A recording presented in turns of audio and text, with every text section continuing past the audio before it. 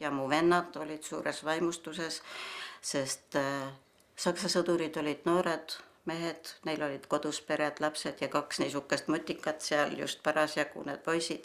Nii et need olid neil suured lemmikud, seal jagati šokolaade ja kingitusi lastele ja nii et nad olid suured sõbrad. Ja ma tean, et külarahvas pidid põgenema, kes üle mere paadiga. Ja ma tean ka seda, et meie isal oli paadis koht olemas, et põgeneda ka ära. Aga kuna isa ütles, et miks ma peaksin oma kodunt ära põgenema, kui ma ei ole teinud midagi kurja, ma ei ole tapnud kedagi. Ma olen elanud rahulikku elu oma väikeses külas, kelle eest ja mille eest ma põgenen. Ja isa ei põgenenud ja meie pere jäi.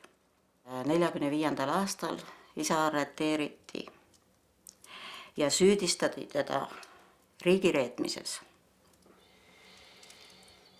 Muidugi ei osanud isa arvata ega keegi, mis riigi ta siis reetnud on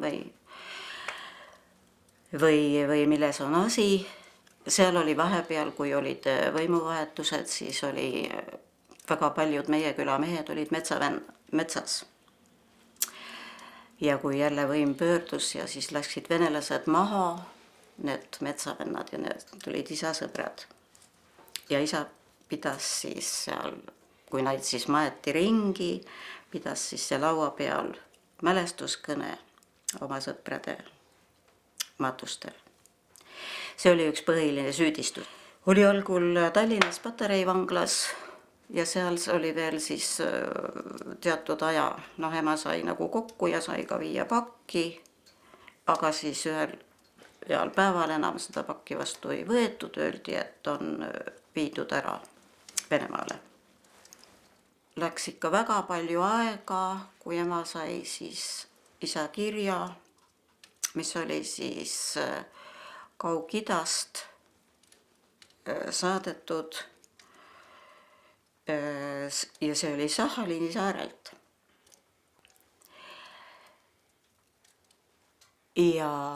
Aga see kiri oli muidugi mitte midagi ütlev, et olen elus ja terve ja siis ei tulnud enam kirju.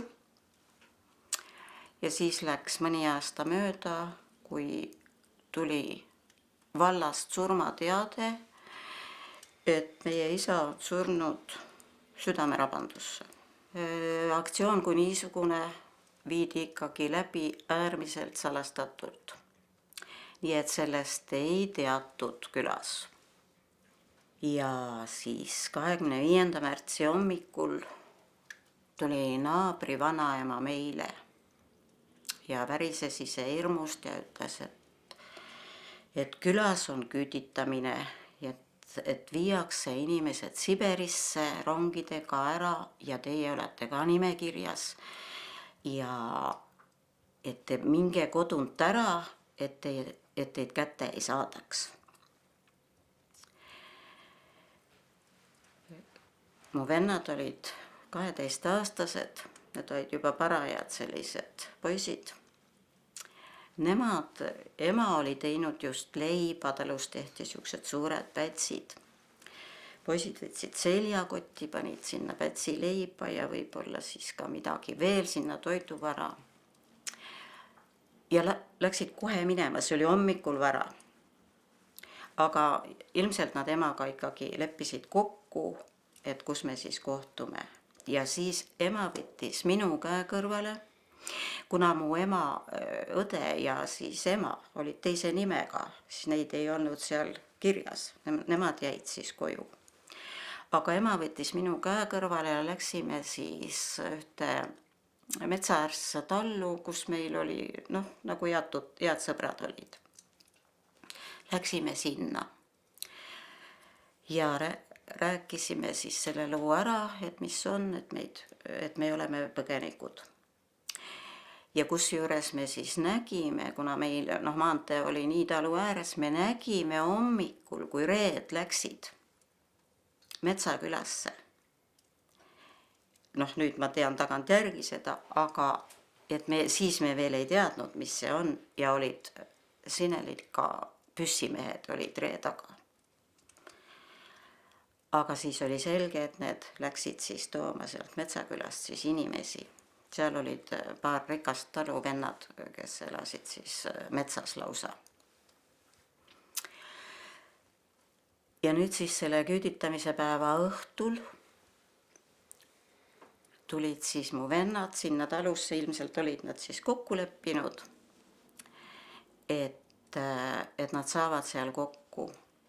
Ja nemad läksid siis ära, ema ja poisid läksid ära ja mina jäin sinna. Ja mul on nii meeles, see oli ka usklik perenaine. Ja ema ütles siis temale niimoodi, et kui tulevad plikat otsima, pista ta kuskile kappi või ära, et ei nähta. Ja see naine ütles niimoodi, et mina valetada ei tohi. Mina pean Jumala palge ees õigeks jääma. Siis oli emal selge, et siin ei ole pikka olemist. Ja ema tuli mulle järele ja viis mind siis sinna enda laagripaika, sinna metsa. See oli siis, meie väike küla ongi hästi metsane. See oli kuskil heinamaade taga, oli siis üks kuusik, kus siis talumehed puskarit ajasid. Ja seal olid siis suured sellised kastid, kus olid neil siis need tünnid sees ja siis need aparaadid ei olnud, aga torud ja asjad. Ja siis selles kastis, see kast oli siis tuulevarjuks ja siis oli tädi toonud metsaveerde siis meile sinna tekid ja kasukad. Nii et me siis magasime selles kastis. Ja me olime seal 2 nädalat, seal metsas. Ja siis tõi tädi sõna, et vallast on antud selline korraldus, et kes on maha jäänud, neid enam järgi ei viida, et rongid on läinud ja need võivad nüüd rahulikult koju tulla ja oodata uut korraldust. Ja me läksime koju.